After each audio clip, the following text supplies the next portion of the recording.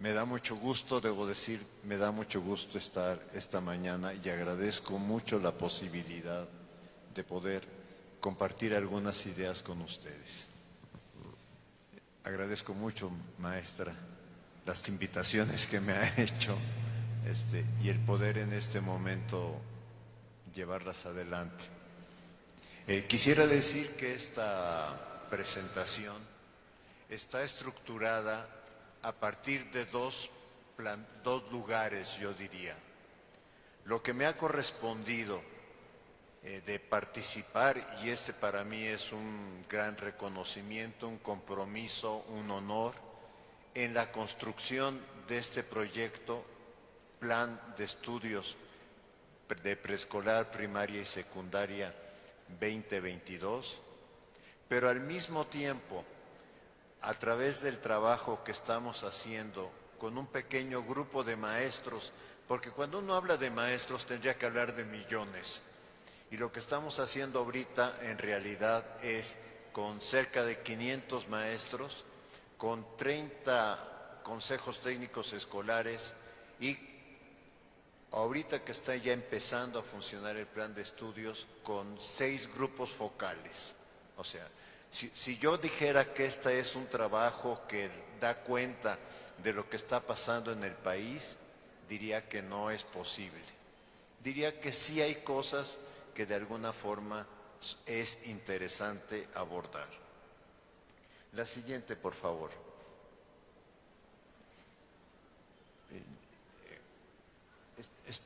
Esta diapositiva que van a encontrar ahí se llama Llega la hora de la verdad.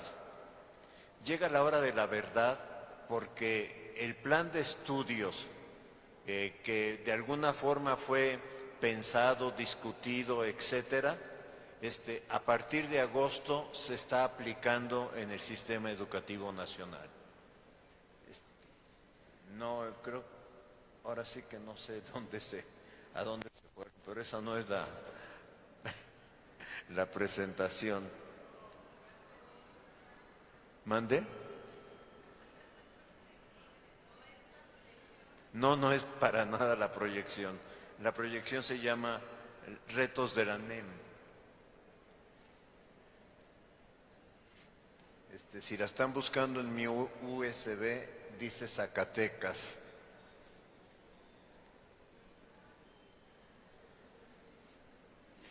Todo esto suele acontecer con la tecnología, que también iba a empezar con esta cuestión. Yo me imaginé un espacio más pequeño, me imaginé un ala más cerrada, entonces todo esto cuesta. Los maestros siempre estamos readecuándonos a las condiciones en las que podemos trabajar. Esto lo sabemos perfectamente. Siempre hacemos un replanteamiento de lo que tenemos que trabajar. Mientras la encuentran, voy a ir avanzando. Esta diapositiva se llama Llega la hora de la realidad. A principios del año pasado se publicó el marco curricular y a partir de la publicación yo pienso que ha sido el plan de estudios más discutido en el país. A partir de la publicación se hicieron muchísimas mesas redondas, unas a favor, otras en contra. Se hizo la consulta a los maestros, se hizo consulta también a padres de familia, se hizo consulta a grupos vulnerables, a grupos indígenas en particular, que el mes pasado, no hace como mes y medio, la Secretaría hizo la devolución a los grupos indígenas y afrodescendientes de lo que habían aportado para la construcción del plan de estudios. ¿Alguien podría ayudar a ver lo de las diapositivas nada más? Ya la traen aquí. Gracias. ¿No la encuentran? Nos dijo que se llamaba Zacatecas, pero no di este es USB. No di el USB que era el correcto. ¿Dónde está? ¿En su mochila? En mi mochila. pero está en la camioneta, ahorita se la traigo. Disculpen, yo soy el que tuvo la responsabilidad de no entregar el correspondiente. En general, hubo una aceptación de este plan de estudios, porque algo que buscamos en este nuevo proyecto curricular es que no fuera, voy a decir, más de lo mismo. Esto es, que no fuera nada más añadir algunas materias y quitar algunas otras, agregar algunos contenidos, etcétera. En realidad, retomamos mucho de la experiencia que tiene este país construida, sobre todo en su formación, en sus cuadros docentes también. Ahí tomamos tres ideas fundamentales. Integración curricular. Integración curricular que le denominamos desdisciplinarizar el currículo. Quiero aclarar una cosa, México no es el único país que anda en un movimiento en esta perspectiva.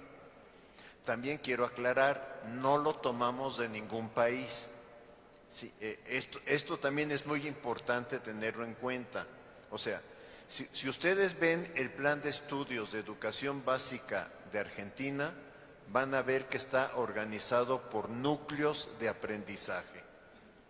Si ustedes ven el plan de estudios de educación básica de Francia, van a encontrar que tiene 5 ámbitos articuladores del plan de estudios.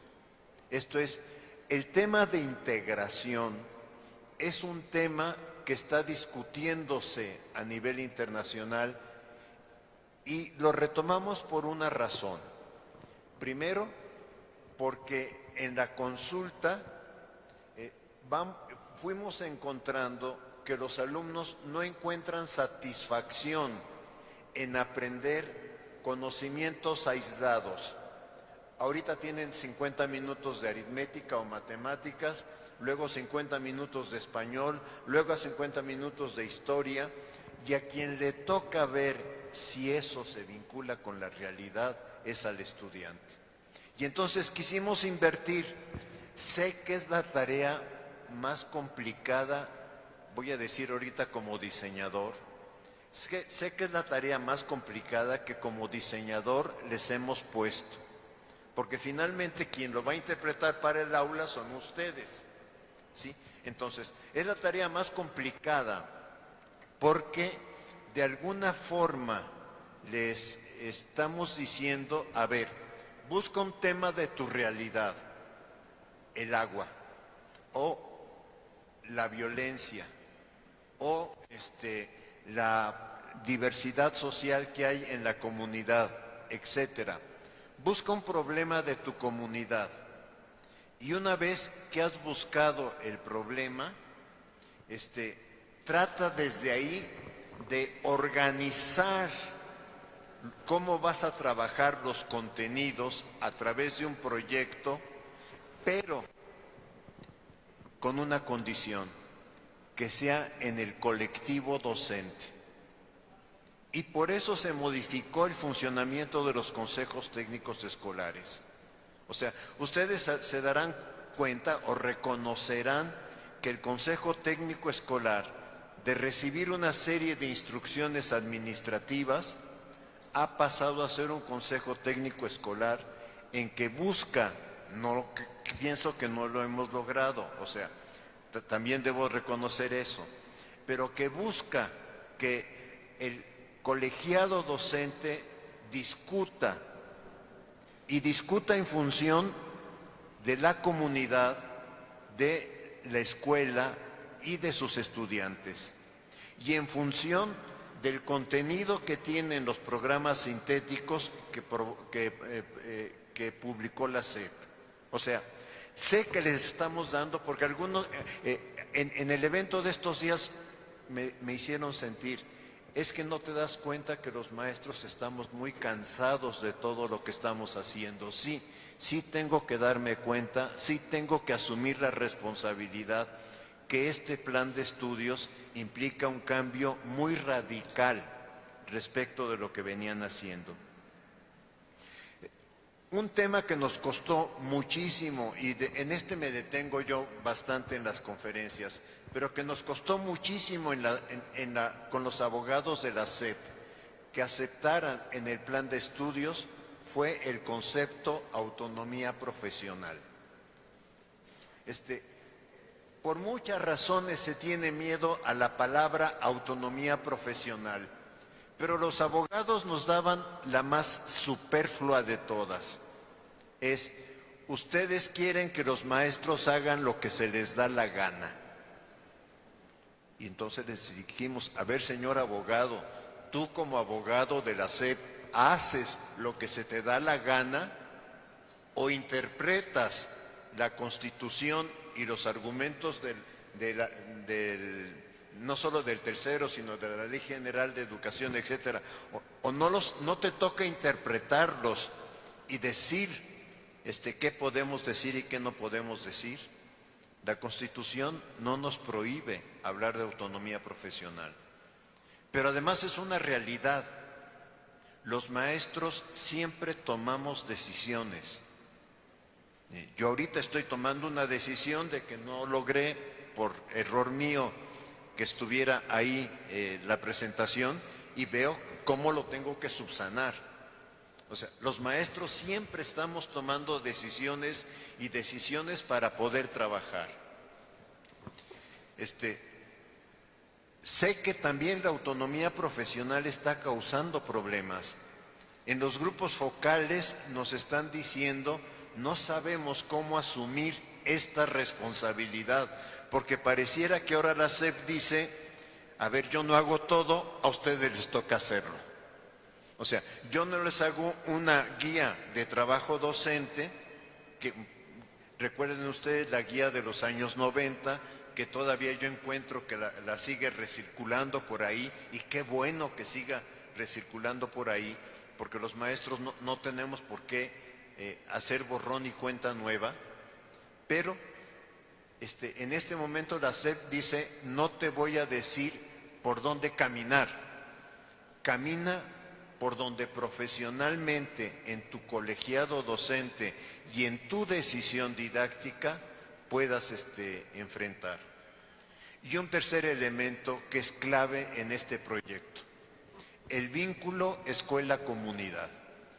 Es clave por muchas razones, por la gran diversidad social que tiene nuestro país, porque por primera vez la autoridad educativa del país reconoce que no puede hacer un plan nacional que se aplique así como cascada en todas las escuelas del país, porque cada escuela tiene sus condiciones. Si tomamos los puntos extremos, es una escuela en una zona, en una colonia de una ciudad urbana que tiene condiciones de clase media o incluso de clase media alta, frente a una escuela rural, una escuela indígena, frente a una escuela marginada. O sea, si tomamos los dos extremos, tenemos maestros que trabajan en diferentes condiciones. Una escuela unitaria a una escuela completa. Una secundaria a una telesecundaria, etcétera. O sea, por primera vez en el país se reconoce, la SEP formula un proyecto curricular con contenidos nacionales que los coloca en el programa sintético, pero el programa analítico es una construcción que se hace en el colectivo docente. Y esa es una respuesta totalmente diferente, es reconocer la diversidad del país, es reconocer que necesitamos encontrar formas de inclusión social, de encontrar formas de atención a problemas de género. Pareciera que no, pero los problemas de género son totalmente diversos en el país. No es lo mismo, estoy trabajando entre otros grupos, con un grupo de maestros que trabaja en escuelas donde el entorno social, de alguna manera, lo voy a decir, vende a las niñas, o sea, donde familiarmente se ve como algo habitual poder vender a una niña, Y los maestros, cuando están trabajando en el grupo focal, dicen, es que una de nuestras tareas es ver cómo reconstruimos este tejido social. Porque si no trabajamos como núcleo central de lo que estamos haciendo, esta reconstrucción del tejido social, en realidad la escuela le está dando la espalda a los problemas de la comunidad. No digo que la escuela los resuelva. Lo que estoy diciendo es, la escuela no puede voltear hacia otro lado y decir, esto no pasa. Y tiene que enseñar la dignidad niño, niña, desde que están pequeños en la escuela. Entonces, el vínculo escuela-comunidad es un tema fundamental en esta reforma.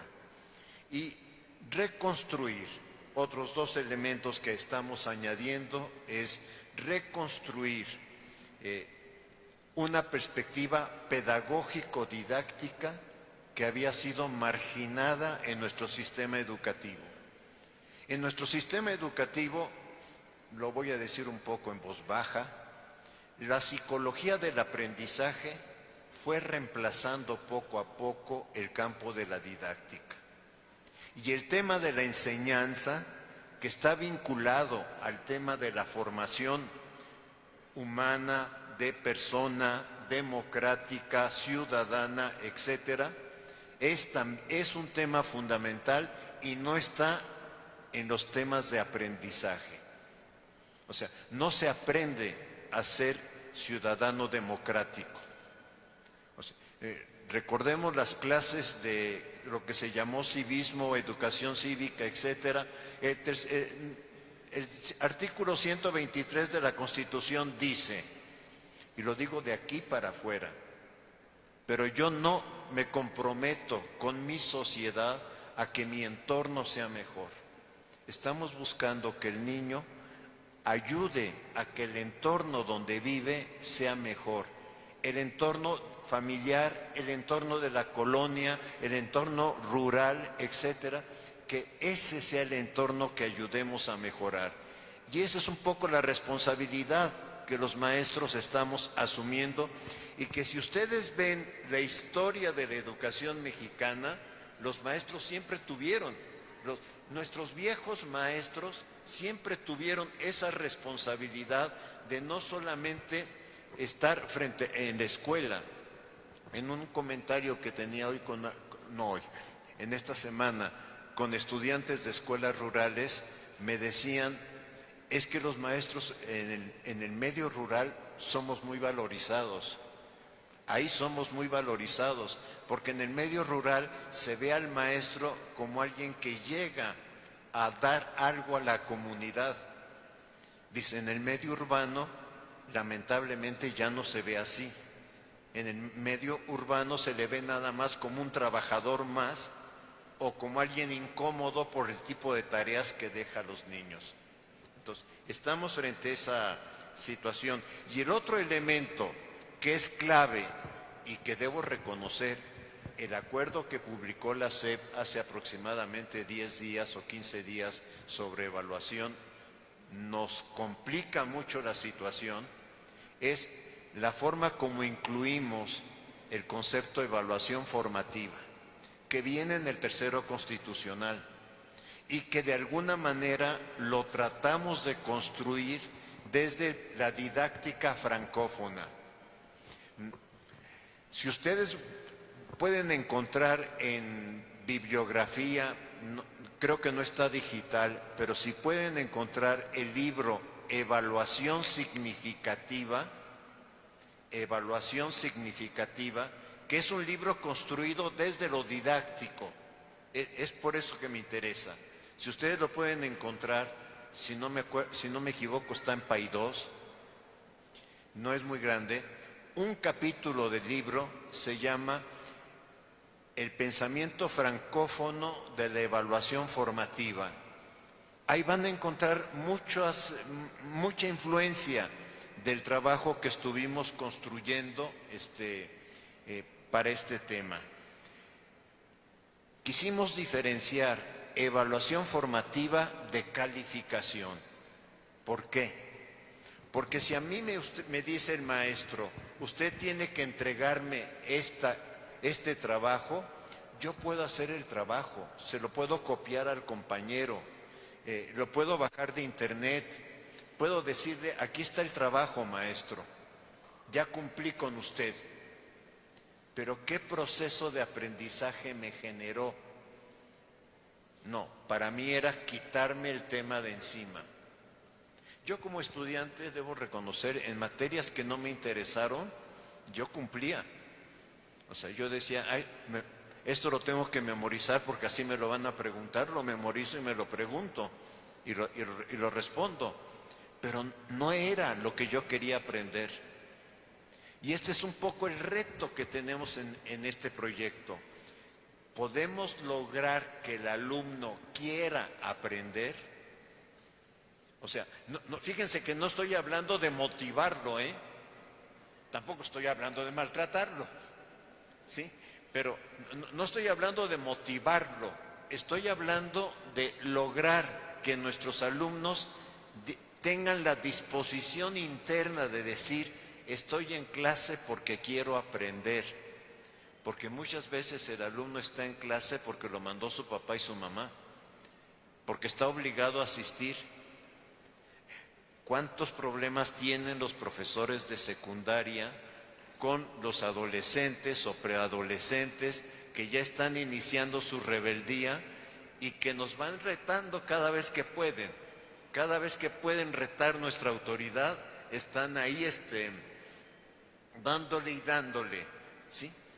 Y si bien tenemos que cuidar el aspecto de su desarrollo y de su formación, tenemos que ayudarle a pensar, bueno, ¿y quieres aprender algo? O sea, finalmente estás en la escuela tantas horas, ¿quieres aprender algo en estas horas que estás en la escuela? Para, de alguna manera, tratar de articular algo que, fíjense, si ustedes recuerdan, Didáctica Magna, el primer libro de didáctica, está escrito en 1657, Juan Amós Comenio. Si ustedes recuerdan, Juan Amós Comenio en ese libro dice, solo aprende aquello que se desea, aquello que se considera deseable. La voluntad del alumno no puede ser obligada. O sea, yo le puedo decir, te quedas sin recreo y ahora te quedas haciendo esta tarea. Le puedo decir eso. Y se va a quedar físicamente aquí y va a estar haciéndolo y haciéndolo de mala gana. Mi pregunta es, ¿va a estar aprendiendo? Puede ser que haya un tema de formación al lado, pero tenemos que buscar articular formación y aprendizaje.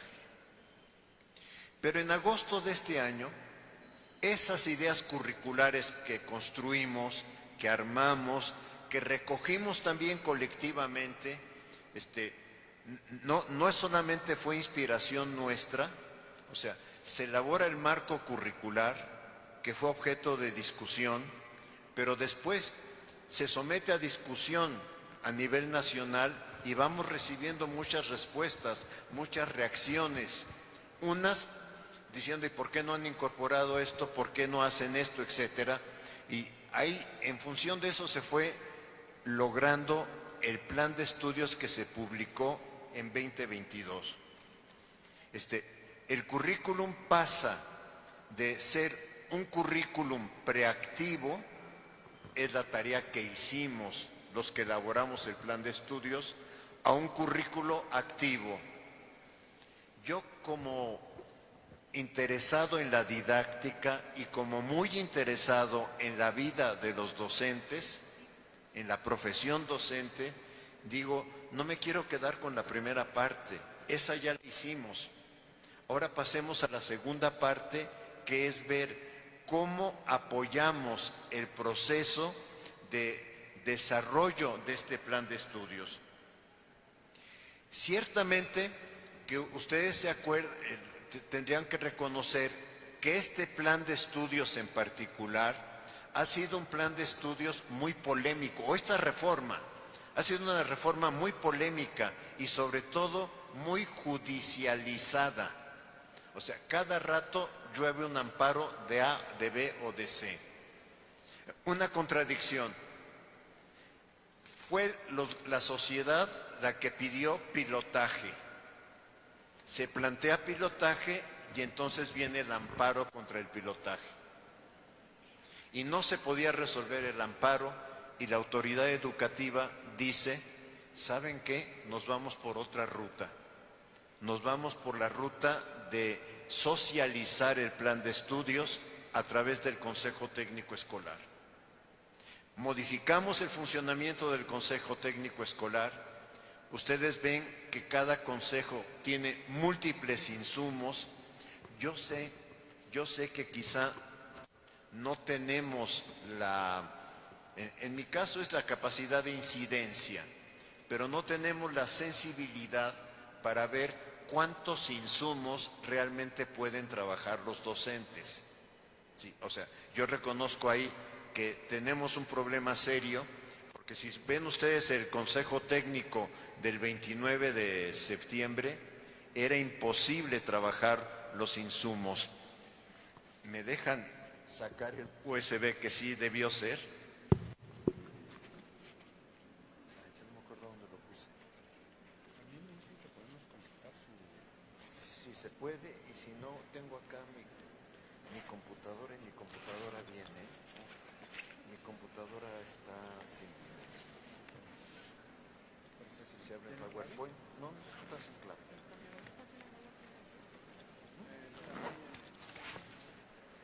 Una disculpa, ¿eh? Zacatecas, ¿verdad? Dice Zacatecas. Zacatecas, sí. Se impulsó entonces este proceso de apropiación del plan de estudios. Yo solamente les recomendaría una cosa, compañeros maestros. Les recomendaría que traten de bajar a su equipo de cómputo estos insumos y traten de tenerlos guardados. Yo sé, no les digo impresos, traten de tenerlos guardados, porque ustedes saben, la tecnología, los cambios de gobierno, etcétera, pueden hacer que en algún momento ya no estén en la página de la SEP. Sí. Tenemos una estructura curricular que también, debo decirlo, es diferente para preescolar y primaria que para secundaria.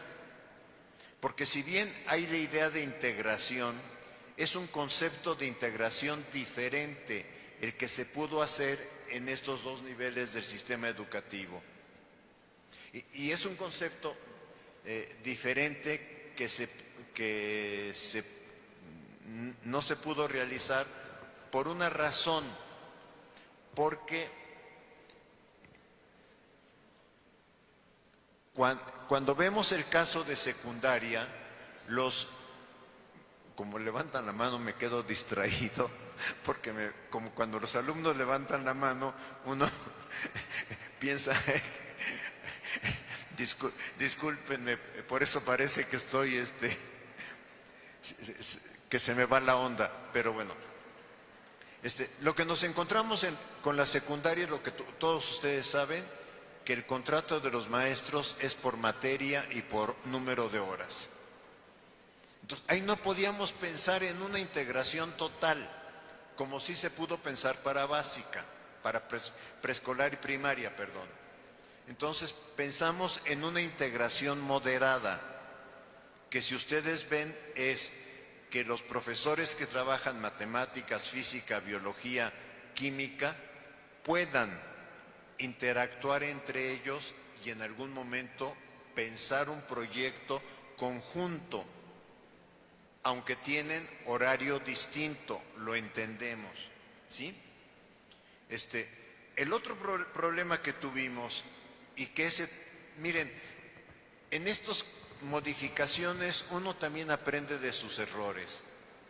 O sea, no lo percibimos al principio, fue que en la socialización del plan de estudios los hiciéramos trabajar por campo formativo y no por fase.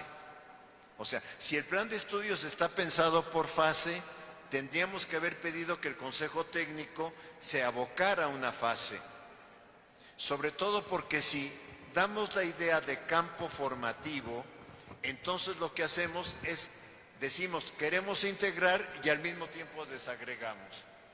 Y eso fue lo que nos aconteció. Diría, nos aconteció porque había que tomar una respuesta frente a lo que estaba pasando en el sistema educativo, frente a la necesidad de socializar el plan de estudios.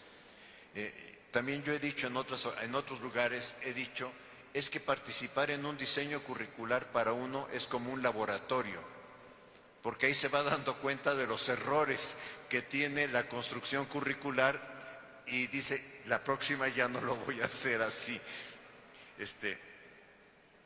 Pero hay algo que nos preocupa mucho y es la concepción de este plan de estudios es de un currículo vivo.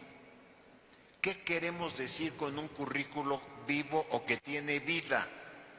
Que no es el currículo que define la SEP y que después ustedes llevan al aula. ¿Sí? O sea, la visión histórica que ha tenido el manejo de planes de estudio, no solamente en México, sino en el mundo, de que una autoridad define el plan de estudios y los maestros lo que les toca es qué quieren decir, qué me toca hacer, etcétera. Sino hoy le dimos vuelta a ese asunto y le dimos vuelta a ese asunto y decimos, sí, la SEP hace un plan de estudios y hace contenidos nacionales y principios de desarrollo de aprendizaje nacionales. Y ahí termina su tarea, porque empieza la tarea de codiseño en las escuelas. Empieza otra tarea. Hoy mis amigos me mandaron a mi WhatsApp en la mañana un libro de Trillas, no le estoy haciendo promoción, por favor, un libro de Editorial Trillas que dice, programa analítico, no es un libro académico. O sea, cuando nosotros pensamos programa analítico, no pensamos en un documento. Esto ha sido muy complicado irlo trabajando. Pensamos en un proceso de discusión permanente, cada consejo técnico escolar, o sea, un proceso de cada consejo técnico escolar, en donde los maestros fuéramos revisando cómo estamos avanzando, cómo estamos organizando, qué está aconteciendo con nuestros alumnos, etcétera. El cambio fundamental, además de esta vinculación con comunidad, el cambio fundamental es este plan de estudios exige un trabajo del colectivo docente. Eso es complicado cuando nos han enseñado que lo que tenemos que hacer es, yo veo el plan de estudios y yo soy responsable de matemáticas en primero de secundaria o soy responsable de cuarto de primaria y entonces yo veo cómo lo organizo. Y ahora lo que se está diciendo es, maestro, por favor, discute con tus compañeros en el Consejo Técnico Escolar qué formas, qué temas vale la pena enfatizar y cómo. Ya está, entonces... ¿Se le puede mover con el... que yo le puedo mover, pero ¿a dónde apunto? No mueve. Me cuesta mucho moverlo así. Muévanlo un poco ustedes, ¿no? Yo les digo. Ya, ahorita ya va. Dice que es el de abajo. Pero ya no quiere. Ya estamos. No, ya me salí. Ahí estamos. Entonces, es un currículo vivo. Y como currículo vivo, una parte la hace la autoridad educativa y otra parte empieza a trabajarse en los consejos técnicos escolares. Por eso hablamos de un concepto curricular. No les voy a mentir, porque aquí no los voy a engañar en esto. Este concepto curricular de liberación del currículo es un concepto de los años 70 del siglo pasado. Evidentemente, si fuera una clase de teoría curricular, les diría cuáles son los autores recientes, porque hay autores recientes que están trabajando este tema y enriqueciéndolo. Pero deliberación curricular, la idea de deliberar, o sea, de discutir el currículo, fue elaborada primero por norteamericanos, luego por estadounidenses y de Australia, australianos.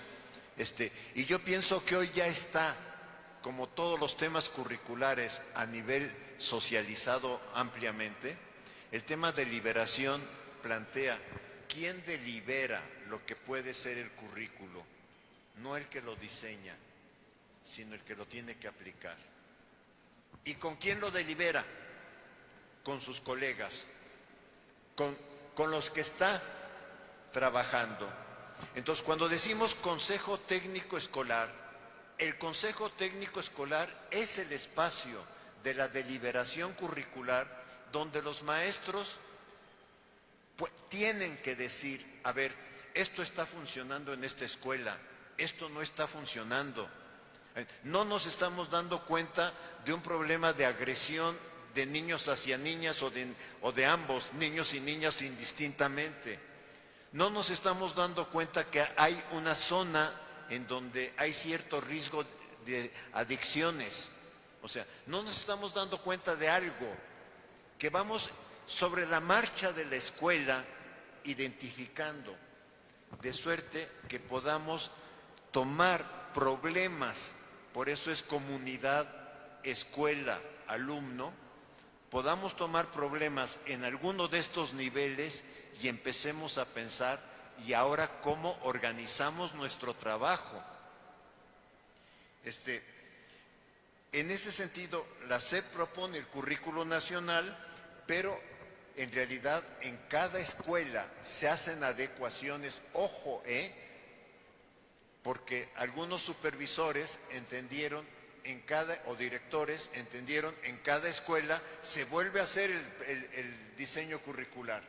Y entonces los maestros evidentemente me dicen, hoy estamos agotados. No se trata que hagan un nuevo diseño curricular, no se trata, y lo quiero dejar muy claro, que se hagan un nuevo programa. Se trata que sobre lo que la SEP plantea puedan elaborar notas, y voy a decirlo así, notas sobre qué es lo que me corresponde trabajar o debo trabajar en función de esta escuela.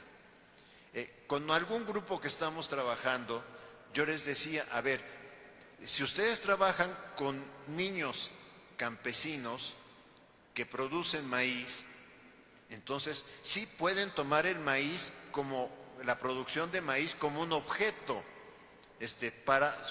como un problema que organice su plan de estudios.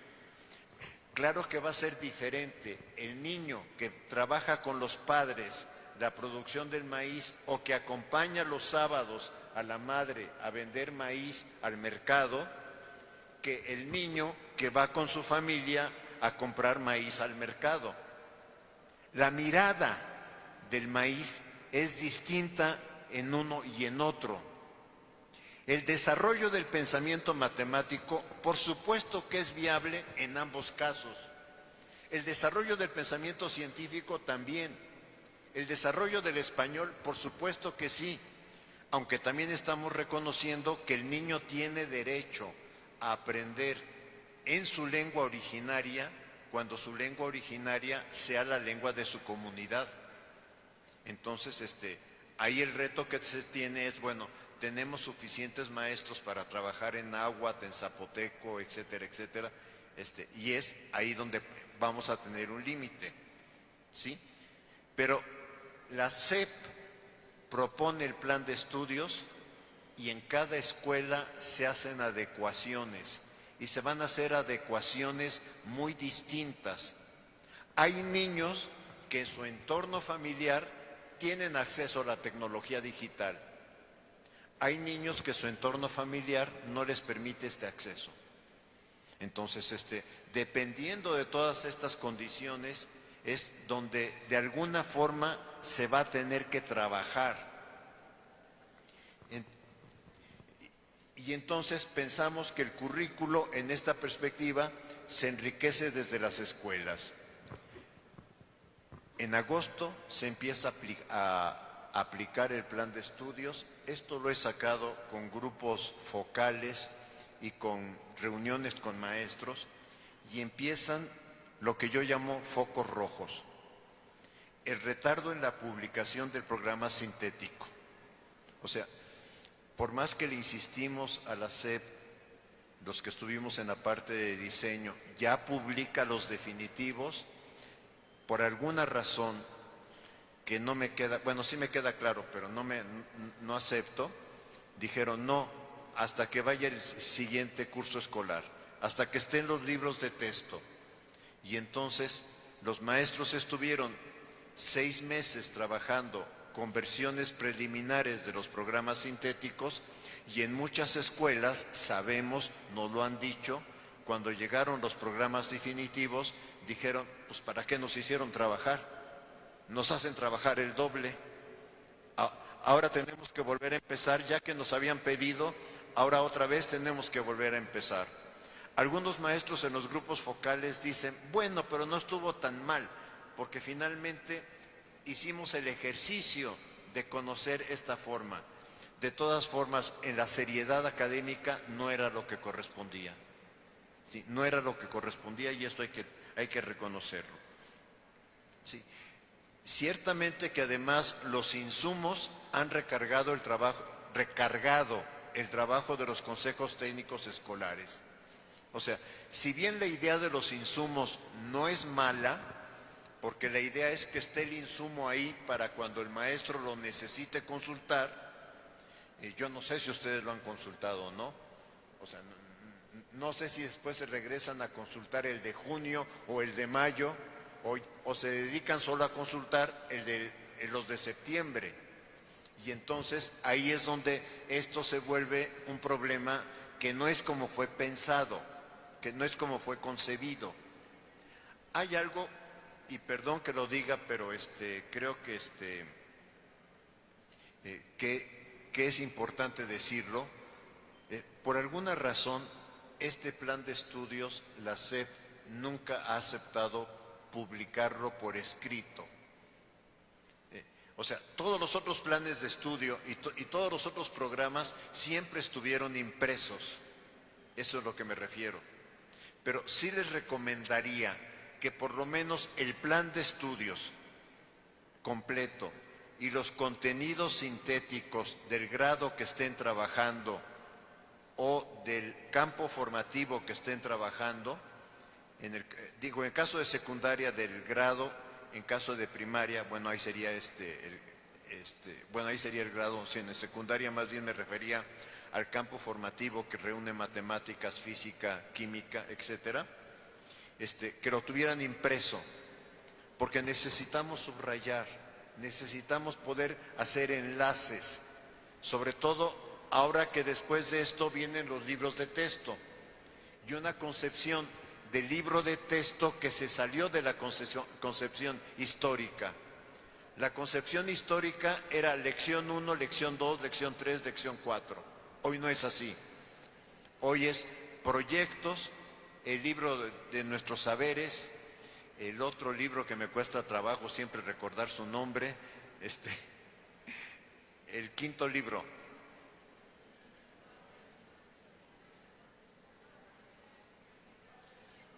¿Mande?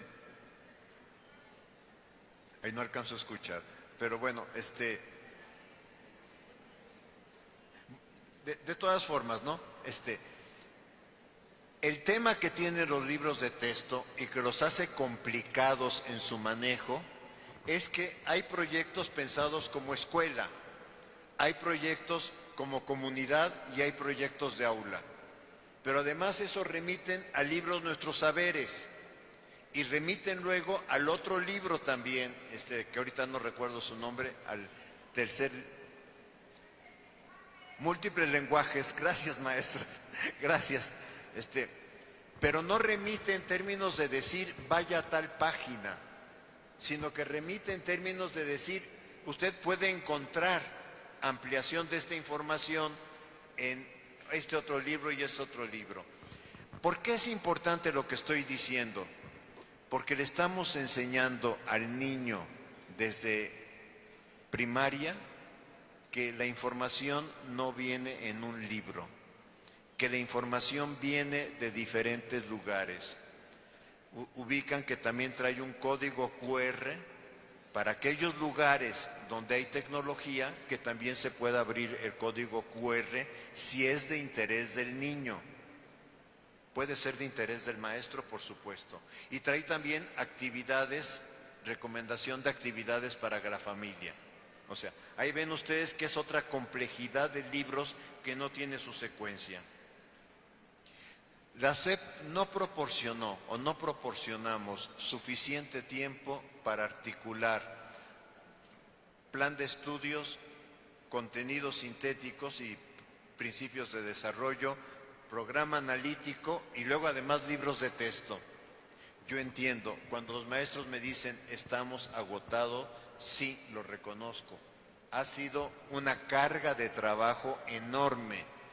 Pareciera que ahora con autonomía curricular los hemos castigado.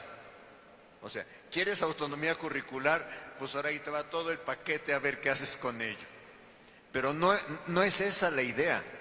La idea es que ustedes vayan encontrando la forma de trabajar con estos libros. Eso creó mucha incertidumbre en los maestros. Eso también, ¿saben qué? Cuestionó de alguna forma el saber experiencial que han acumulado durante todos sus años de trabajo. Hay un autor, Tardif, que plantea 5 tipos de saberes en los maestros. 5 tipos de saberes. Saberes profesionales, sobre todo en el caso de secundaria, bueno, yo de matemáticas o yo de ciencias, etcétera. En el caso de primaria se da de otra manera. Saberes curriculares, que es en lo que yo digo, bueno, este plan de estudios, ¿qué quiere? Saberes profesionales curriculares, disciplinarios, o sea, ¿qué sé de matemáticas? Saberes que recibió en la formación y saberes experienciales. Es la primera vez que estamos reconociendo, porque viene en la literatura francesa, en particular la canadiense, en la literatura didáctica canadiense, hablan de la importancia del saber experiencial del docente. Porque el autor Tardif, Maurice Tardif, que su libro se llama así, Los saberes docentes, Maurice Tardif lo que plantea es, en la práctica, los docentes no buscamos coherencia teórica. En la práctica buscamos resolver el problema que tenemos enfrente. Si tenemos un alumno que está agrediendo a otro, si tenemos un alumno que repetidamente vemos que no avanza, o sea, no me pongo a pensar ¿y qué dice la teoría de la psicología? ¿O qué dice la teoría de la didáctica? ¿O qué dice esto? ¿Sí? No me pongo a pensar eso. Lo que tengo que hacer es actuar. ¿Y saben qué? Como dice Freinet, muchas de las respuestas que damos, en primer lugar, voy a decirlo con cuidado, vienen como ocurrencia, yo diría, ante la angustia. Se está portando muy agresivo, ¿qué voy a hacer? O sea, ¿qué voy a hacer ahorita con su agresividad? Lo puedo sancionar. Ya sé que con la sanción probablemente logre que se salga de la clase o cualquier otra, quitarle puntos, etcétera, pero no logre que él reflexione sobre su comportamiento. Entonces, ¿cómo ideo algo para que este muchacho o muchacha entre en otra dinámica? ¿Sí? Y estamos siempre frente a retos. Toda clase nos crea miles de retos permanentemente. Creíamos que estaban en el momento de mayor motivación y se nos van para otro lado. ¿Sí? Entonces, toda clase siempre nos tiene que tener, nos tienen una atención permanente. Lo que dice unos autores, y tienen razón, por ejemplo, el profesor Murieu diría, para eso tenemos los saberes didácticos, ¿sí? Nuestra formación profesional. Lo que diría Tardif es, pero también tenemos nuestra formación experiencial, lo que la experiencia nos da. Esto es fundamental. El acuerdo de evaluación que publicó la SEP hace unos, ¿qué será?, 15 días, el acuerdo de evaluación del aprendizaje que publicó la SEP, contradice los presupuestos del plan de estudios. No le voy a dar vuelta. Contradice los presupuestos del plan de estudios. En el plan de estudios queda claro que la evaluación formativa no tiene calificación. Y ahora que están pidiendo que uno diga por campo formativo la evaluación formativa del alumno, nos matan. Y si somos profesores de secundaria, realmente es para pegarse un tiro. En serio. Porque ¿qué es lo que hacemos si somos profesores de secundaria? Si tiene 8, pongo como recomendación que, voy a decir algo, que tenga mayor dedicación en... Si tiene 9, pongo que sí se ha esforzado, pero que todavía le falta hacer un avance más.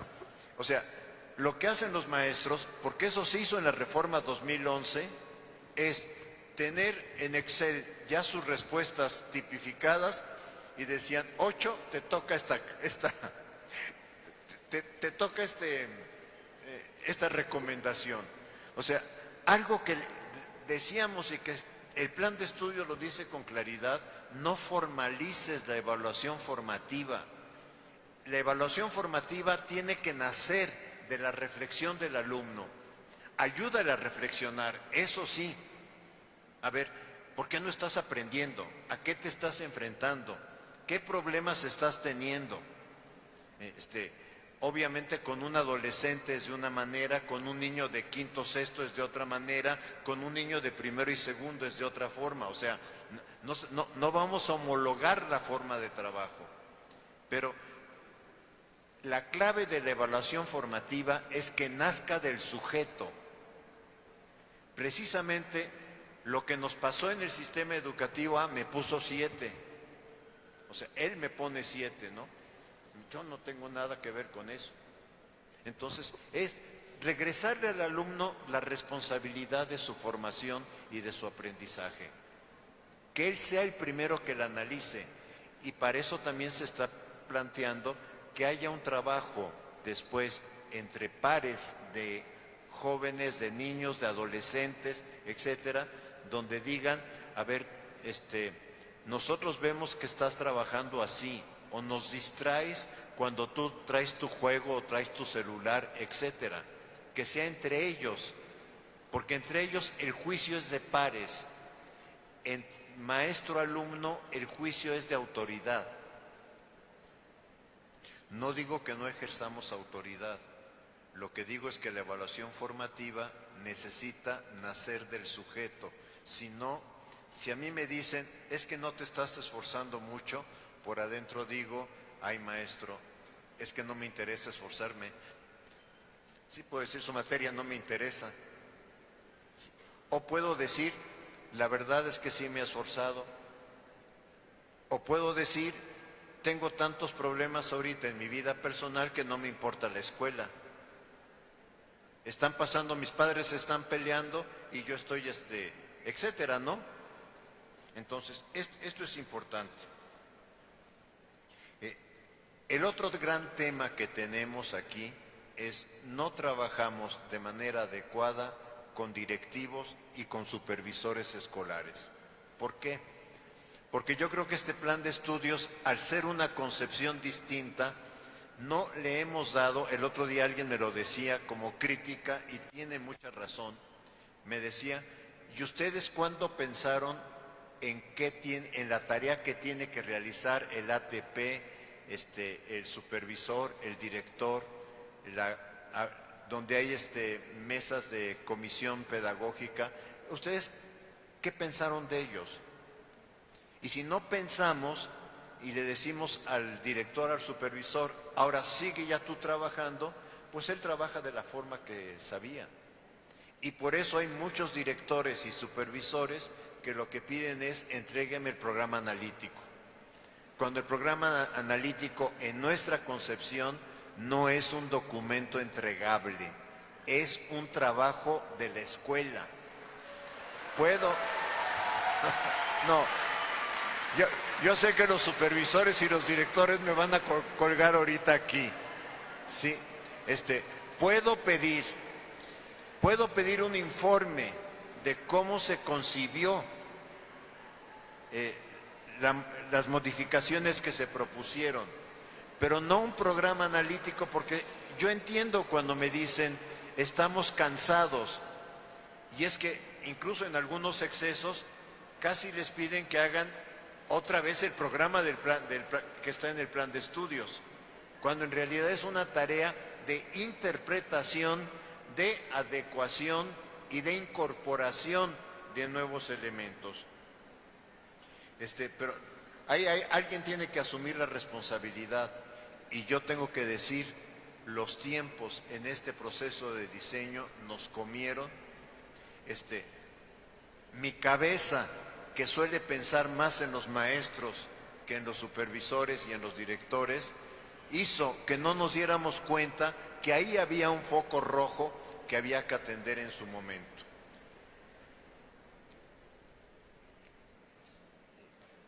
Ya no está la presentación.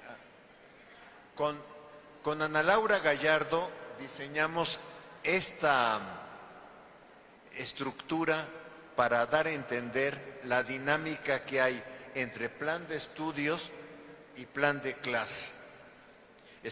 Voy a ir un poco más rápido, pero ¿qué problemas observamos? Los materiales no están impresos, ya lo dije. Afirmar que no tienen claro qué problemas abordar. O sea, hemos encontrado comunidades docentes donde dicen en los grupos focales, es que no sabemos qué problema abordar. Hay tantos problemas en el entorno que no sabemos cuál abordar. Y en este sentido, parte del problema también es que para primaria se pensó, por la estructura de la apropiación que se dio desde el mes de agosto de este año, que el proyecto se hacía por campo, cuando en realidad el proyecto se tiene que hacer por fase, para articular también los proyectos, los campos formativos. No encuentran en la propuesta la respuesta a cómo hacerlo. O sea, sí, cuando hablamos de profesionalidad docente, estamos considerando que el docente es el que tiene que dar respuesta a cómo lo hago con este grupo. Incluso quienes trabajamos, por ejemplo, en secundaria, nos damos cuenta que lo que trabajo con el grupo primero A, no lo puedo trabajar con el grupo primero B de la misma forma, porque son dos dinámicas grupales distintas, ¿sí? Entonces, no hay forma, maestros, no hay forma de decirles cómo trabajen. Yo en muchas cosas soy un didacta muy freinetiano, y Freinet, en el libro Técnicas Freinet para la Escuela Moderna, dice: asistí a los congresos de la escuela activa en Europa, leí a Montaigne y a Rousseau. Cuando regresé a mi aula me sentí solo. Nada de lo leído y escuchado me servía para trabajar con mis alumnos. Eso nos pasa. Esta conferencia no les va a servir para trabajar con sus alumnos, ¿sí? ¿Por qué? Porque el único que puede encontrar la forma de cómo trabajar con sus alumnos son ustedes, a partir de su lectura del plan de estudios, a partir de su formación, a partir de su experiencia y también a partir de cuántas ganas tengan de hacer este plan de estudios como un proyecto personal. Si ustedes no quieren, no les interesa hacerlo, no hay forma, no hay manera. Si Comenio escribió, la voluntad del alumno no puede ser forzada, yo lo completaría ahorita diciendo, la voluntad del maestro tampoco puede ser forzada. Si llega mi supervisor, si llega mi supervisor y me dice, ¿usted me va a entregar la planeación así? Yo se la entrego así. Pero cuando llega al salón de clase y no esté el supervisor, yo voy a trabajar como yo sé trabajar con los alumnos. ¿Sí? Entonces,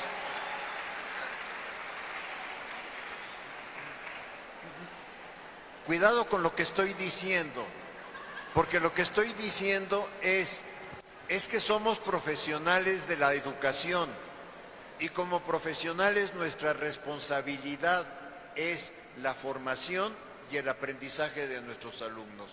¿Sí? Y en ese sentido, lo que sí nos podrían preguntar es, maestro, ¿y por qué lo hizo?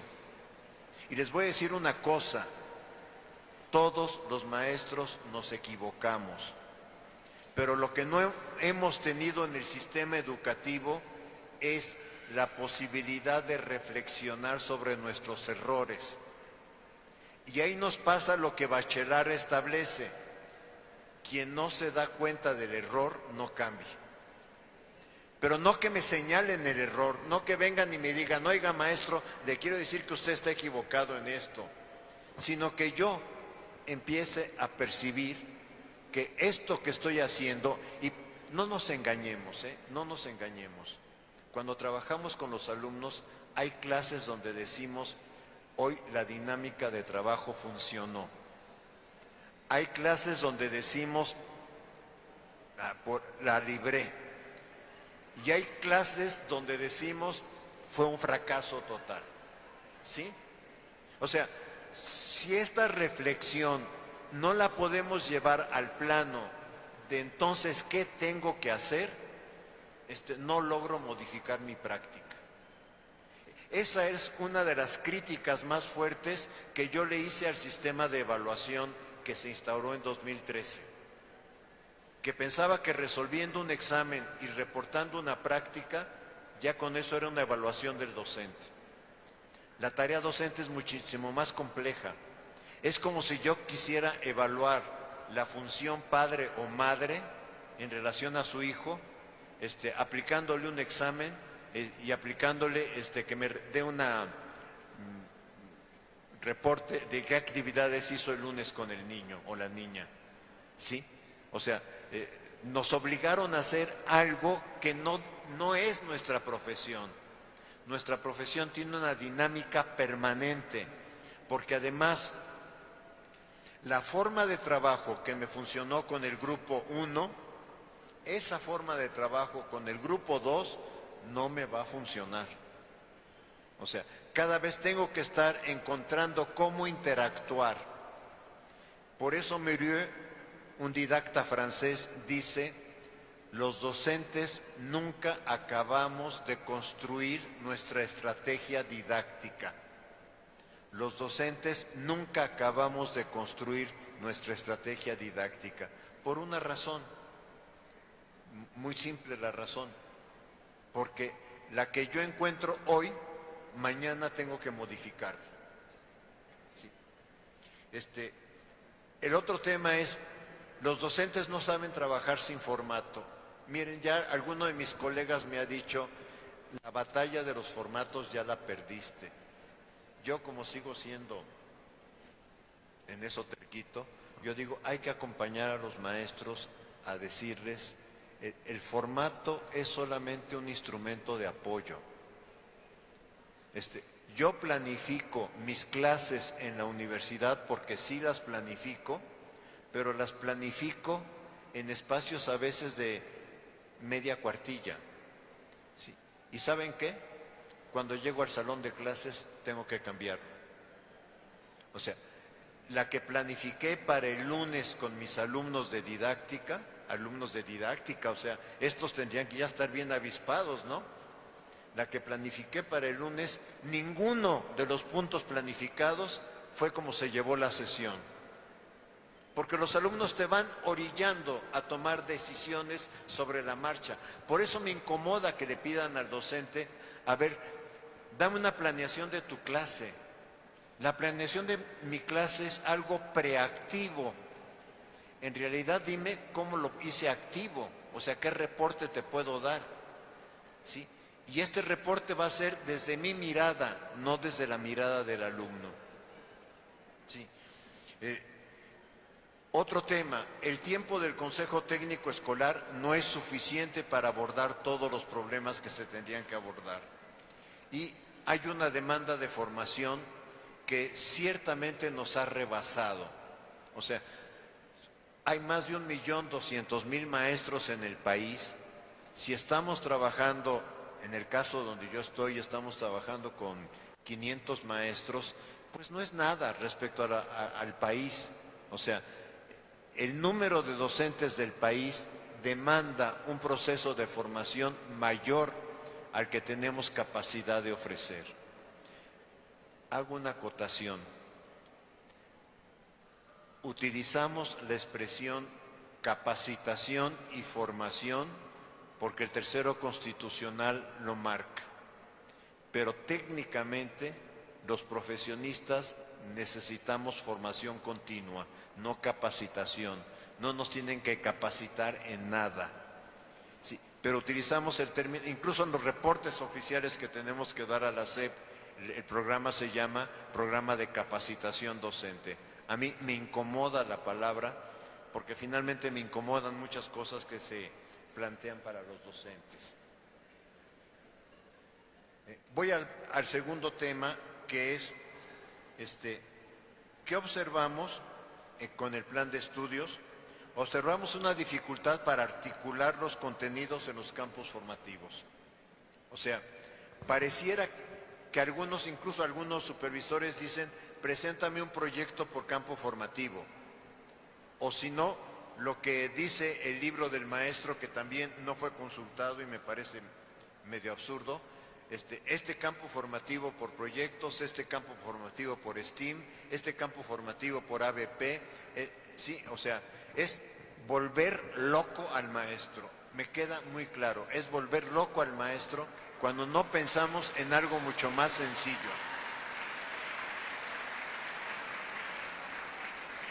Ahora, sí hay una dificultad en preescolar y primaria para construir un proyecto que articule varios campos formativos. O sea, si estamos hablando de integración, tendríamos que pensar la articulación de estos campos formativos.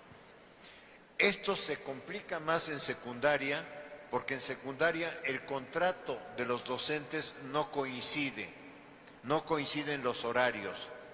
Los docentes tienen a veces que ir de una escuela a otra.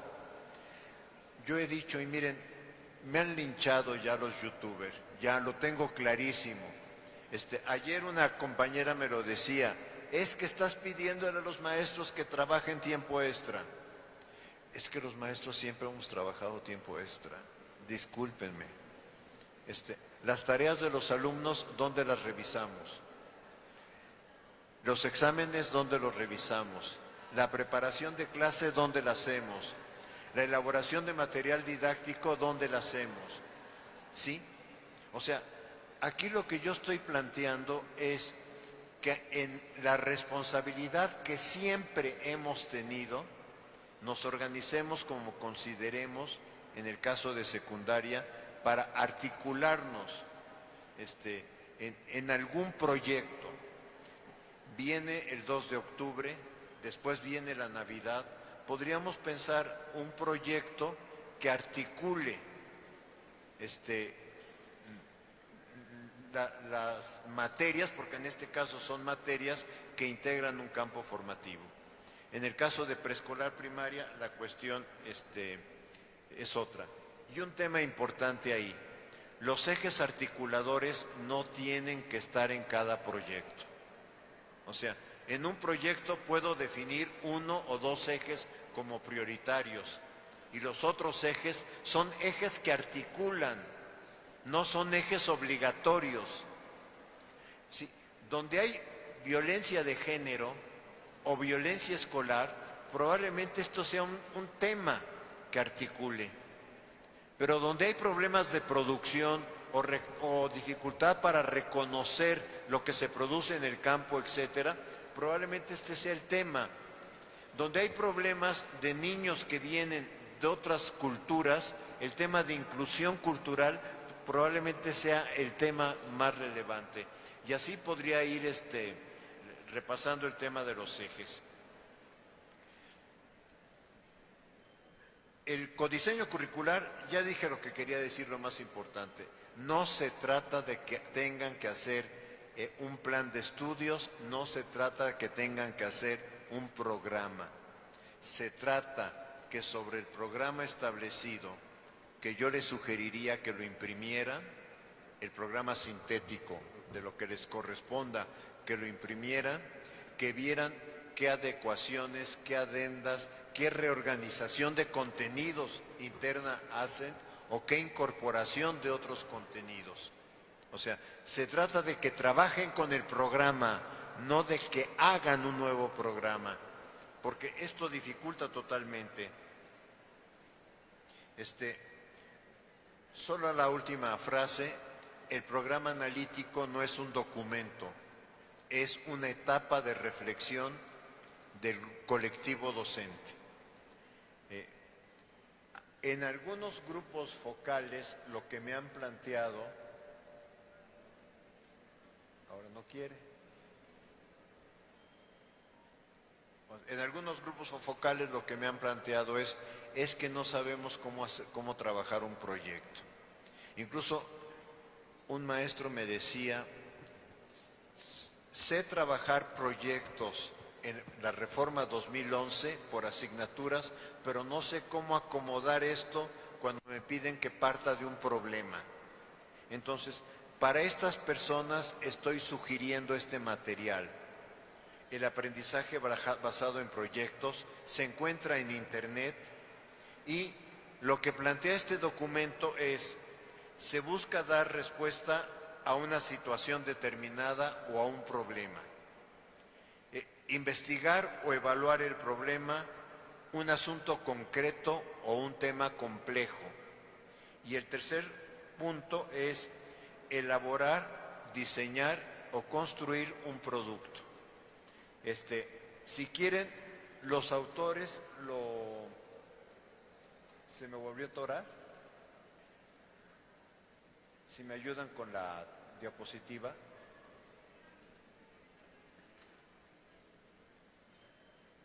¿Sí pueden ayudar con la diapositiva, por favor? Es pasar la siguiente. Gracias. No, creo que te adelantaste una. Ah, no, está bien, no, está bien, está bien. O sea, por eso le coloqué trabajar por proyectos integrados. Partir de un problema de la realidad requiere que organicemos al grupo en pequeños grupos. Ojalá que lo que en los proyectos de formación que tengan aquí en la entidad se vuelva a recuperar algo de lo que se llamaba dinámica de grupos en la reforma de los años 70. No como técnicas grupales, ojo, no como técnicas grupales, sino como la intersección entre los desarrollos de la sociología con la psicología. ¿Sí? Y que de alguna manera empiecen a ver que en un grupo hay fenómenos grupales, hay fenómenos de resistencia, hay fenómenos de boicot, hay fenómenos de colaboración, hay distribución de liderazgos, etcétera.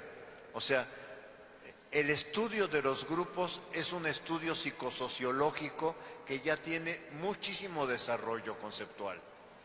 Yo no podría recomendar ahorita algún libro, pero sí es importante que vean la reacción de los alumnos como una reacción grupal. O sea, algo que cuando nos formaban en teoría grupal, algo que nos decían los que nos formaban es: todo fenómeno de un grupo tiene que ser analizado desde un enfoque de qué pasa en el colectivo, no qué pasa en determinado sujeto, sino qué sucede en el colectivo que ahorita no le gusta hacer esta tarea, que ahorita está aburrido, etcétera. Es el colectivo grupal el que se manifiesta. Los proyectos tienen una duración variable. Perdón que insista en esto, pero esto es porque los grupos focales están diciendo, los supervisores nos exigen un proyecto por campo formativo o nos exigen un proyecto por cada consejo técnico escolar. No. El proyecto, dependiendo del tamaño del proyecto, dependiendo de la coyuntura, por ejemplo, un proyecto del Día de Muertos podría ser mucho más corto que un proyecto sobre un fenómeno que afecta directamente a la comunidad, como es violencia. Entonces, la magnitud del proyecto tiene que ver o los tiempos del proyecto tiene que ver con la magnitud del problema que lo esté organizando. Y requiere una planificación sencilla. Estos autores establecen estos pasos, Yo no digo que lo sigan, yo nada más digo que tengan claridad que un proyecto tiene pasos. Desde presentar un desafío, eso me gusta de los argentinos que hicieron este trabajo, esto es más de la didáctica argentina, o sea, presentar un reto al estudiante, ¿sí? Luego analizar los conocimientos previos y las necesidades que tienen los alumnos, planificar y organizar, búsqueda y síntesis de información, elaboración del producto final y luego presentación del producto final. Una colega comentaba lo que estaba haciendo en preescolar en el grupo focal y nos llamó mucho la atención. Dice, decidimos para el trabajo con los niños de tercero de preescolar que hicieran una recuperación de saberes de la comunidad. No una recuperación como puede hacer el alumno de sexto de primaria, sino como hace un chiquito de 4 años, 5 años. Dibujaron algunas imágenes sobre estos saberes de la comunidad, hicieron un tríptico, le pidieron a sus papás que lo fotocopiaran y luego lo iban a repartir al señor de la tiendita, al señor de las tortillas, al señor que vende la jícama en la calle, etcétera, explicándole, lo hicimos en la escuela porque queremos que usted conozca que en nuestra comunidad los saberes son con la sencillez que un niño de 4 años puede hacer. La maestra decía, un compañero docente de primaria que había dicho, yo no me voy a meter con la reforma porque todo esto de la reforma no me parece, cuando vio el entusiasmo de su niña yendo a repartir los folletitos y comentando con las personas por qué lo había hecho, me dice, maestra, creo que el tema de la reforma que me está convenciendo. O sea, voy a otro tema que está ligado con No vamos a cambiar de la noche a la mañana como varita mágica. Ojo, llevamos en nuestra espalda, llevamos los 12 años, 12 y 4, 16 años de escolarización para ser docente. O sea, toda la escolarización que nos hicieron para ser docente. Luego, todos los años que llevamos trabajando de una forma de ser docente. Y ahora nos están diciendo, modifícala. Y por eso hice referencia a Tardif, porque Tardif, cuando yo decía al principio, el docente no busca coherencia teórica, sino resolver el problema de la práctica, lo que Tardif está diciendo es, los docentes aprendemos en la práctica. Y la práctica profesional es la que nos hace distintas o distintos a otras profesiones. O sea, ¿cuál es la dificultad que tenemos, por ejemplo, en las facultades de pedagogía o de ciencias de educación universitarias? Que los alumnos estudian educación y me pueden repetir lo que dice Mérieux o lo que dice Tardif, pero no entienden qué pasa en la práctica. El maestro es el que entiende en la práctica esto qué problemas le conlleva. Finalmente, yo creo que ya no me funciona esto, si me ayudan. Finalmente viene la planeación didáctica. Esa ya es responsabilidad de cada uno de ustedes.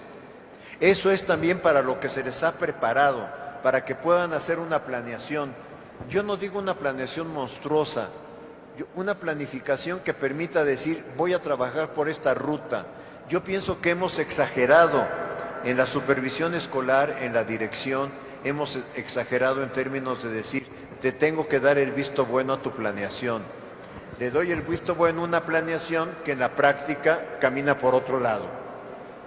Entonces, mejor que darle visto a la planeación, pensemos cómo acompañamos a los docentes en este proceso en donde saben que, y nos queda claro, estamos poniendo en entredicho la práctica docente que hemos tenido por muchos años.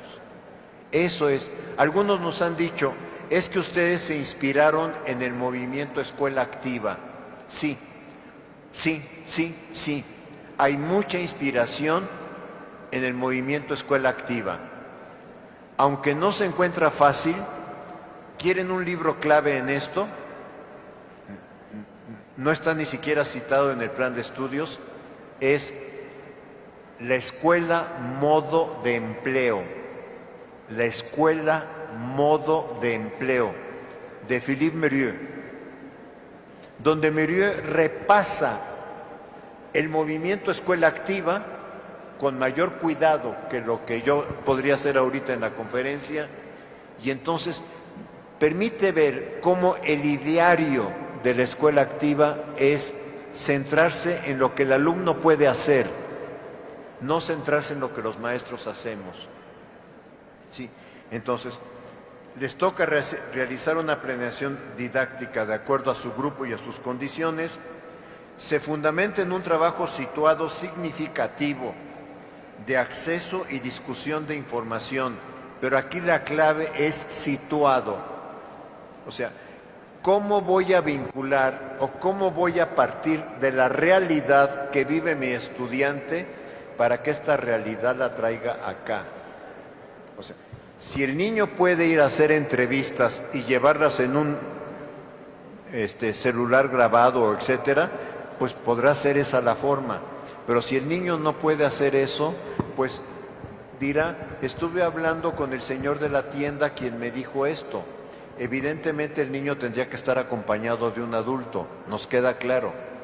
Y aquí, de alguna manera, estamos pensando que si los padres de familia se involucraron en la pandemia, ahora después de la pandemia también sigan involucrándose en la responsabilidad de los aprendizajes y formación de sus hijos. Reconozca tiempos para la evaluación formativa. Creo que me he excedido mucho en la conferencia. Hace rato decía, el libro Evaluación Significativa trae un capítulo del pensamiento francófono sobre evaluación formativa, por una razón, siempre digo que no me voy a extender y me extiendo, por una razón, porque si la evaluación formativa nace en el pensamiento estadounidense, nos queda clarísimo, nace en el pensamiento estadounidense, la evaluación formativa hacia los años 90 del siglo pasado se empieza a diversificar y empieza a tener la perspectiva de surgimiento y una perspectiva francófona que es muy diferente. La perspectiva del surgimiento, lo aclaro, es que haya instrumentos de evaluación formativa.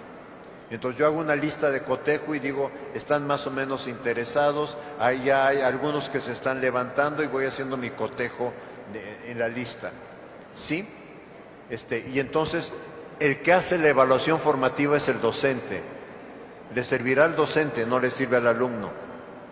Lo que plantea toda la didáctica francófona, no hay autor que no lo plantee, es la evaluación formativa, si no nace del sujeto, no tiene significado. ¿Sí? ¿Quién es el único que puede decir, quiero mejorar mi aprendizaje? El sujeto. O sea, no puede ser desde fuera, mejora tu aprendizaje. O sea, desde fuera no me sirve. Como cuando los padres le dicen al hijo, ahora tienes que obedecerme, ahora tienes que hacer esto. Pues sí, lo puede hacer por obligación, pero no necesariamente lo hace como un acto formativo del sujeto. ¿Sí? Entonces, por eso hice un video y luego hice un pequeño escrito que publicó alguno de los periódicos de maestros, no me acuerdo cuál, sobre el timing, le llamé, el timing de la evaluación formativa. Porque la evaluación formativa no se planea. Encuentro que el grupo no está trabajando y es el momento. Encuentro que el grupo no pudo hacer la tarea y es el momento de decirles, a ver, ¿qué está pasando? Analicemos qué está pasando. Encuentro que hoy están muy relajientos, a ver, analicemos por qué estamos relajientos. ¿Sí? O sea, no la puedo prever, puedo saber que existe y darle un espacio en mi trabajo.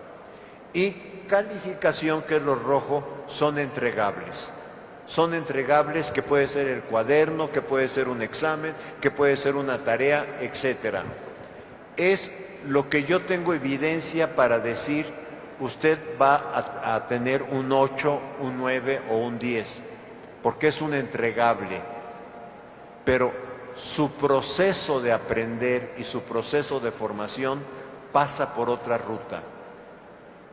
Hay algo que he escrito prácticamente desde mis primeros escritos de evaluación, o sea, desde 1982 lo he escrito y lo he venido fortaleciendo más, es la calificación.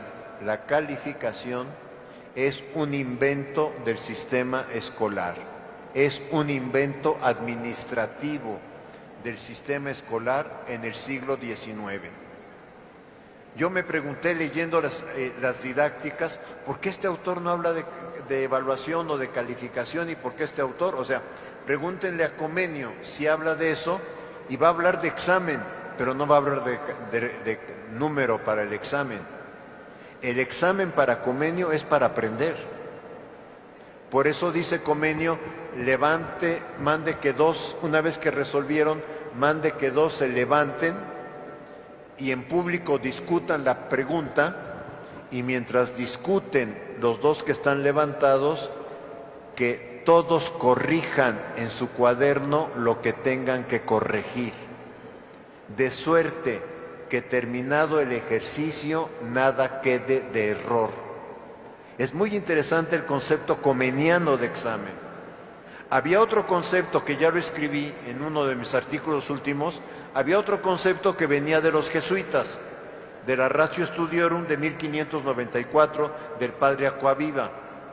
En ese concepto sí había dos nociones de examen. Examen para permitir que uno pasara de estudios de filosofía a teología, sería el examen que conocemos, o el examen que retomó Comenio, que le permite al alumno reflexionar sobre su aprendizaje. La parte de reflexión sobre el aprendizaje la hemos perdido en el momento contemporáneo. Lo importante es la calificación, no la reflexión sobre qué estoy aprendiendo. Finalmente, dejar como mensaje, tenemos que pensar cómo acompañar este proyecto, cómo ir aprendiendo sobre la marcha. Porque yo pienso que un error que como autoridad educativa estamos teniendo, yo no soy autoridad educativa, pero que la autoridad educativa está teniendo en este momento, es que no pensó, quizá el error también fue de quienes diseñamos esto, no pensamos y ahora qué estrategia de acompañamiento nos damos. Pedimos un cambio drástico, pedimos muchas tareas al maestro, pero qué estrategia de acompañarlo en el salón de clase nos damos para ir viendo cómo enfrentamos cada momento, cada dificultad y también, ojo, y también para ir aprendiendo. Yo hice una investigación larga publicada ya sobre el sistema modular de la Autónoma Metropolitana Xochimilco, un currículo integrado, y entonces cuando uno puede ver cómo funciona después de 10 años un proyecto curricular, uno va viendo qué puntos hay que fortalecer del proyecto. Trabajar para una universidad de 15,000 alumnos, de trabajar a un sistema educativo de más de 1 millón de maestros, es totalmente otra cosa. Muchas gracias, colegas docentes. Espero que sea de su utilidad.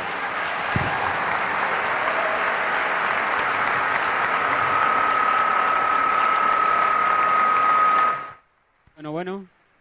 Sí, bueno. Sí, bueno. Fuerte ese aplauso para el doctor. Creo que hoy el mensaje que nos ha dado a todos los maestras y maestros zacatecanos es muy relevante y muy rescatable. Abrimos la participación para 3 preguntas por cuestiones de tiempo. Entonces, compañeras que me apoyan ahí con los micrófonos, por favor, para 3 participaciones. Si levantan la mano, acá está el compañero. Nada más quien traiga los micrófonos, por favor. Acá, Inge. Por acá están levantando la mano. Mire, aquí el compañero. Adelante, maestro. Gracias. Sí, bueno. Gracias. Buenas tardes, doctor. Me siento feliz. Lo conocí en otro momento y ahora pues me acerco. Nada más para... Maestro, si me permites, sí. Nada más pedirles, maestros, maestras, quienes se están levantando de sus lugares, por favor, por atención al doctor, son tan amables de esperarnos, ya estamos por concluir, pero para no faltarle el respeto al doctor y a los compañeros que van a participar, si nos hacen favor de aguantarnos poquito, ya estamos por terminar, por favor, aguántenos un momento. Perdón, maestro, también pedirles en sus preguntas, digan de dónde vienen, en dónde trabajan. Ese es un dato importante que nos piden de la Universidad Nacional Autónoma de México, que hagan la referencia, maestro, por favor. Gracias. Docente Luciano Vázquez Villa, de la Benemérita Escuela Normal Manuel Ávila Camacho, formador de formadores. Siguiendo la transición, doctor Ángel, del 20, cuando se creó este proyecto de la nueva escuela mexicana, y que sale como proyecto analítico, que se trabajan los contenidos, los diálogos, las progresiones, las espirales, las orientaciones didácticas y la evaluación, y que a través del acercamiento de esos colectivos le fue dando una transferencia más a esta nueva escuela mexicana. Uno de los grandes retos desde mi persona fue primero transformarme a mí mismo. Yo fui instruido bajo un programa y que a partir de este proyecto de la nueva escuela mexicana, su servidor se acercó directamente a los videos y algunas situaciones referentes. Yo empecé a analizar la nueva escuela mexicana del 2021 y fueron dando un cambio muy drástico en el sentido de la interpretación. Ese reto lo superé, puesto que tengo un historial de seguirlo y cómo ha ido transformándose la nueva escuela mexicana. El siguiente reto es lo complicado que existe ahorita en el análisis del programa sintético y analítico, al poder clasificar las metodologías de aprendizaje, que como bien lo dice el doctor Ángel, cada uno de esos proyectos van encaminado a cada campo formativo. Mas, sin embargo, si nos vemos en la planeación didáctica que maneja Sergio Tobón, doctor Ángel, nos da claramente el decir que no preescolar puede trabajar esas metodologías de aprendizaje, por lo complicado de cada una de las fases. Mas, sin embargo, él propone lo que es el proyecto socio-formativo en el nivel preescolar, que nos permite pues retomar algunos contenidos del programa sintético con los PDA y nos permite también tomar algunos contenidos contextualizados en base a dónde estamos situados y que de alguna manera nosotros, en la otra aproximación es retomar nuestros propios contenidos. Lo importante aquí sería el reto, pues, de poder conocer en sí qué es el programa sintético y qué es el programa analítico, no como una manera administrativa, puesto que nos corta esa autonomía profesional para poder actuar donde estemos nosotros llevando a cabo esto. El tercer reto importante sería que tiene que existir un docente del aula con los directivos para poder estar cerca de esos consejos técnicos, porque al final de cuentas ellos son los docentes de aula quienes pueden ser partícipes de ese diseño del planteamiento para que se pueda intervenir. Y el último reto sería, desde mi punto de vista, cómo y de qué forma cada uno de los docentes, de nosotros como docentes, podemos tener ese acercamiento de esa formación continua y que nos dé pues ese conocimiento para poder actuar en este reto que es la nueva escuela mexicana. Muchísimas gracias, maestro. Gracias, maestro. ¿Va a dar respuesta, maestro? Escuchamos las otras dos. Bien, la segunda participación, el doctor está tomando nota. Si me apoyan con compañeras de la académica, con los micrófonos para pasarlo, acá veo una mano, allá está otra.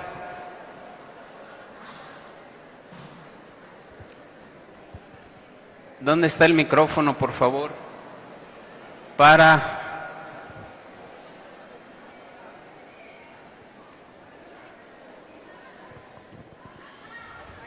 Allá está la maestra, incluso se subió a la silla para que la alcancemos a ver. Bueno, ya acá lo tiene la maestra. Adelante, maestra. Sí, buenas tardes. Mi nombre es Patricia Berumen Márquez, vengo de Jerez. Soy ATP de la zona 20 de preescolar. Mi pregunta, doctor, es muy concreta. En el reciente programa sintético de la fase 2, llegan los PDA por primero, segundo y tercero, pero nosotros tenemos una duda. ¿Qué tan pertinente es, si yo tengo un grado de tercero, tomar un PDA de primero? Porque reconozco que mis alumnos aún no han alcanzado el PDA de primero. Quiero saber si eso es válido. Gracias. Bien, allá tenemos una compañera por allá atrás. Está levantando la mano. Ahí va el micrófono, maestra. Ahí va el micrófono para allá. Adelante, maestra. Buenas tardes. Mi pregunta es si de verdad no se nos van a entregar los programas sintéticos en físico, y pues porque aquí el doctor también manejaba que nosotros maestros siempre trabajamos tiempo extra, y si no se nos van a entregar los programas en físico, ¿por qué tendríamos que desembolsar de nuestros bolsillos para sacar esos programas si el salario de los maestros de verdad es muy bajo? Gracias. Bien, ya tenemos las tres participaciones. Doctor, le cedemos el uso de la voz.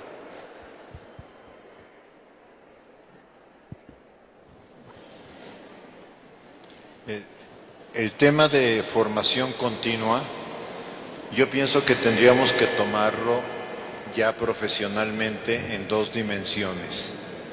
Una dimensión, bueno, algo que no dije en la conferencia es en las incongruencias que tenemos en este proyecto, es que no logramos articular todo el aparato de la SEP.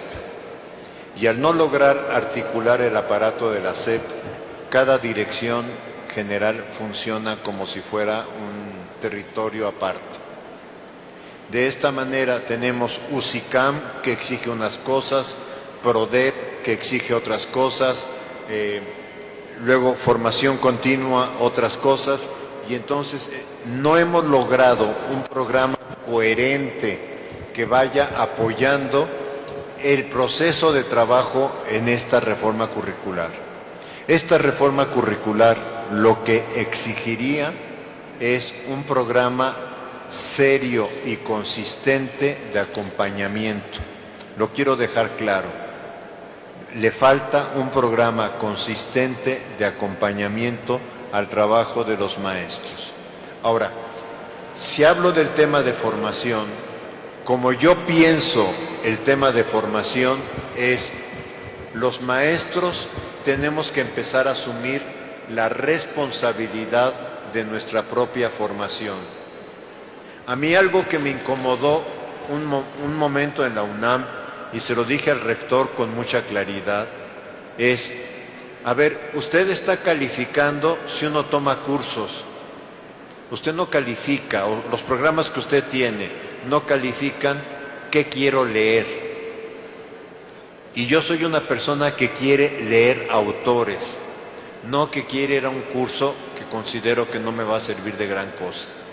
O sea, yo pienso que esto pasa mucho con los docentes en términos de decir, es que para UCICAM, es que para PRODEP tengo que cumplir con este curso, aunque yo estoy en este curso diciendo, no me está funcionando. Sí, no hemos encontrado la forma, o no ha encontrado aquí la forma, la autoridad educativa para decir, de lo que se trata es de que avancemos en un proyecto de formación continua, permanente, algo coherente que ofrezca la SEP, pero también esta otra cuestión. Yo ahorita les cité, sin habérmelo propuesto, creo que 3 libros, sin habérmelo propuesto, y no les estoy diciendo tienen que leerlo. Alguno o alguna le puede parecer importante y puede decir, los voy a buscar. Otra persona puede decir, yo pienso que bastaría con seguir como estoy o leer el plan de estudios.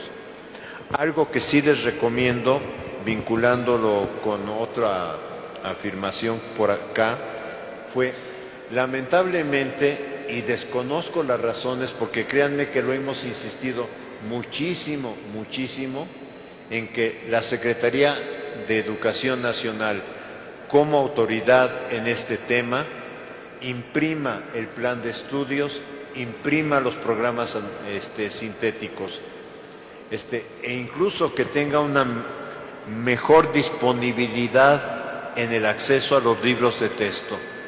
Siempre nos dicen, es cierto, ahí están en internet, usted los puede bajar. Y sí, yo bajé el plan de estudios y lo imprimí. Y sí, maestra, lamentablemente, cuando la autoridad educativa no hace algo, lo tiene uno que hacer. No nos queda de otra. Ojalá hubiera algún movimiento para decir que tal grupo de maestros contratan una imprenta o que la autoridad estatal, etcétera. Ahora les estoy echando el problema a ustedes cuando no es justo. Impriman el plan de estudios. ¿Por qué? Porque necesitamos, por lo menos yo, para leer, subrayar, hacer notas, comentarios, escribir al lado, etcétera. Lo mismo pasa con los programas sintéticos. Yo los imprimí. Son 500 páginas de programas sintéticos. Es imposible pedirle al maestro que lo tenga. Pero si se quiere realmente articular plan de estudios, programa sintético y libro de texto, tengo que tener los 3 impresos, porque esta generación de libros de texto es más complicada para ser manejada. Los libros de lecciones eran, yo ya voy en la lección 5, ahora paso a la 6, ahora paso a la 7, etcétera. Pero ahora de un proyecto me dice, es que puedes enriquecerlo con la página 74 del libro Nuestros Saberes. Y entonces ahí tengo que empezar a construir articulaciones. Yo les confieso, solo he trabajado 4º de primaria. Y en parte es porque logré un libro de texto de 4º de primaria, y entonces sí, yo tengo acá mi plan de estudios impreso, pude imprimir el programa analítico, y entonces sí puedo empezar a hacer cruces de información que no nos dieron tiempo suficiente para hacerlos. Porque pensar que en el Consejo Técnico de agosto se iba a poder manejar toda esa información. Ustedes recuerden la cantidad de tareas del Consejo Técnico de agosto, era imposible hacerlo. Y ver que el Consejo Técnico de septiembre ahora nos viene con otro bonche ¿cómo se llama? iba a decir consumibles, pero no,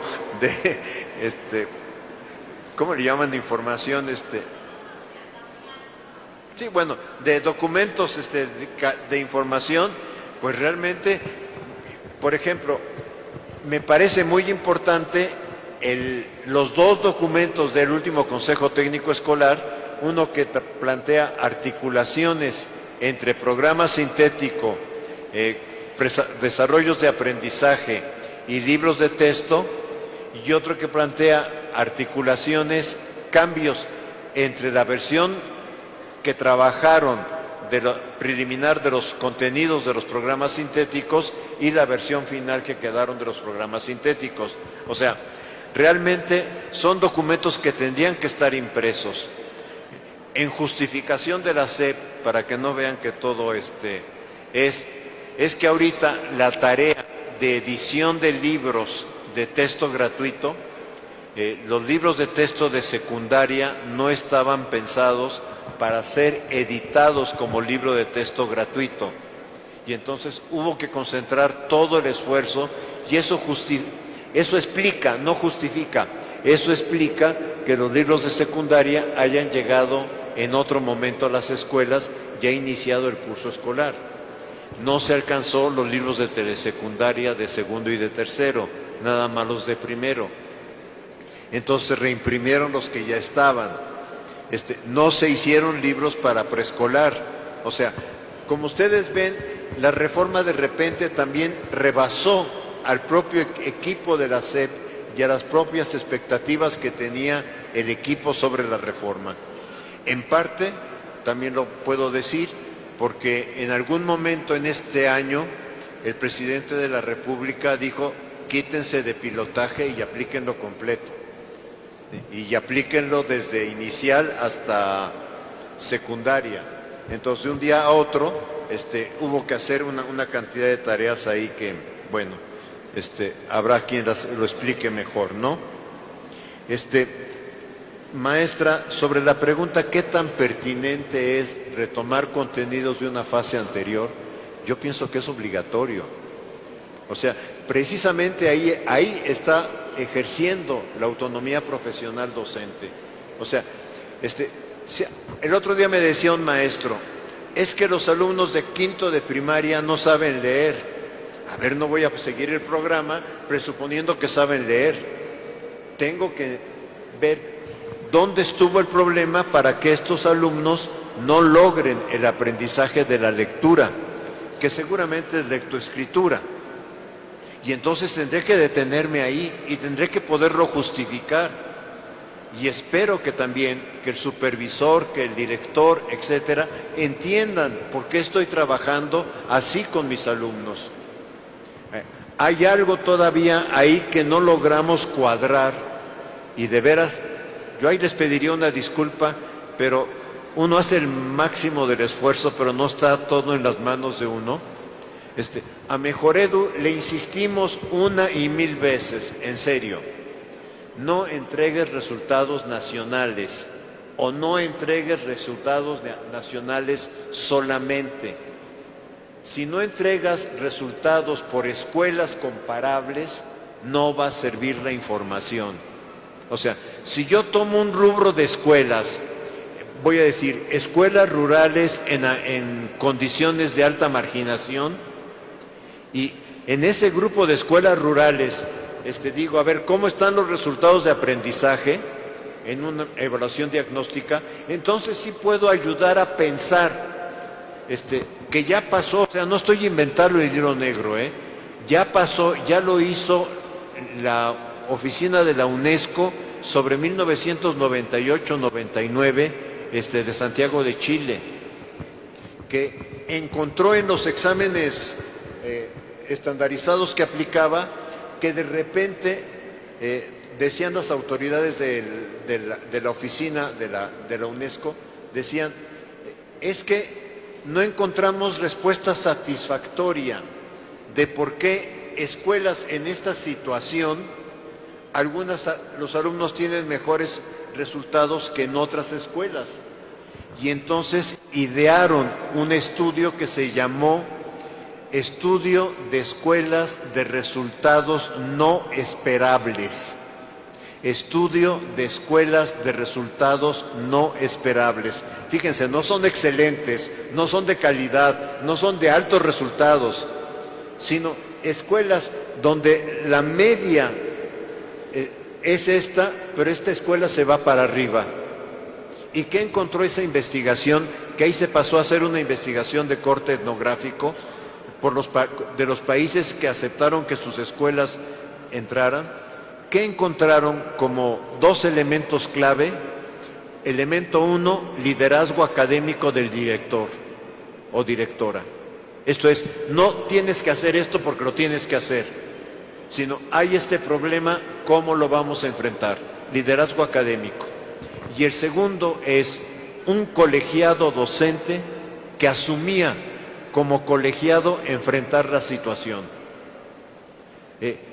No todas las ideas, algunos colegas nos han dicho, no todo lo que hicieron en el plan de estudios es original. No todas las ideas son originales. Yo no sé si hay ideas originales.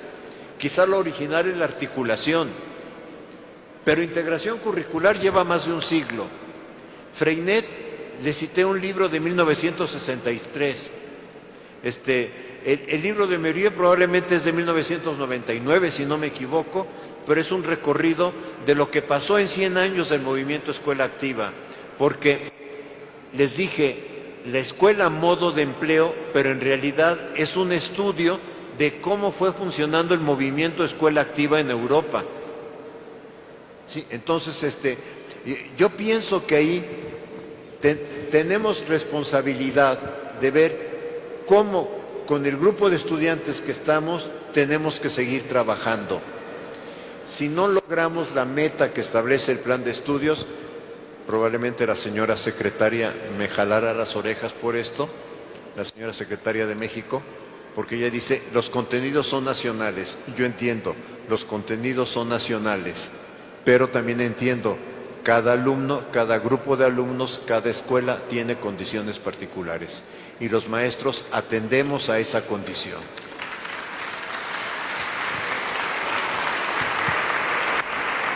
Muchísimas gracias, doctor.